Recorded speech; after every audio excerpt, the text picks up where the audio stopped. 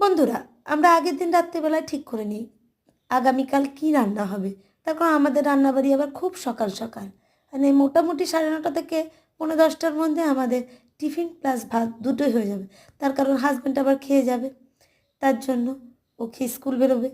এবার আমি দেখো তাই আগের দিন রাত্রেবেলাতেই মটর ডালকে ভালো করে ধুয়ে সুন্দর করে একদম ভিজতে দিয়েছিলাম।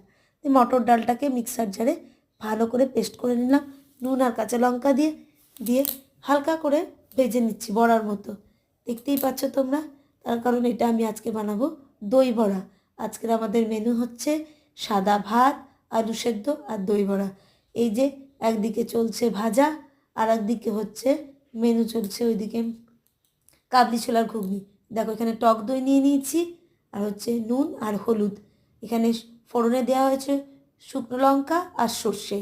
এইটা যখন ফুটতে থাকলো তখন সেই পর্যায়ে আমি ওই মিক্সটা দিয়ে দিলাম।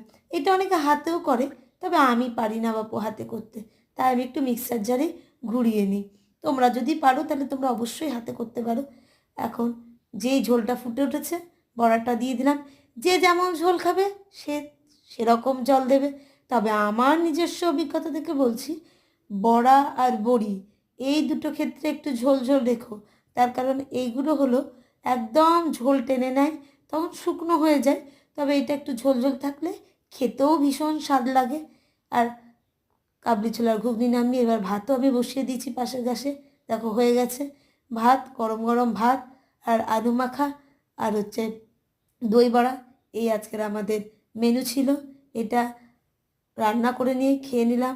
আমাদের তো ভীষণ ভালো লেগেছে, তোমাদের কেমন লেগেছে সেটাও জানাবে। আর তোমরা কে কীভাবে রান্না করো সেটাও বলবে, আর আমার রান্নাটা কেমন হয়েছে সেটাও জানাবে। ভালো থাকবে।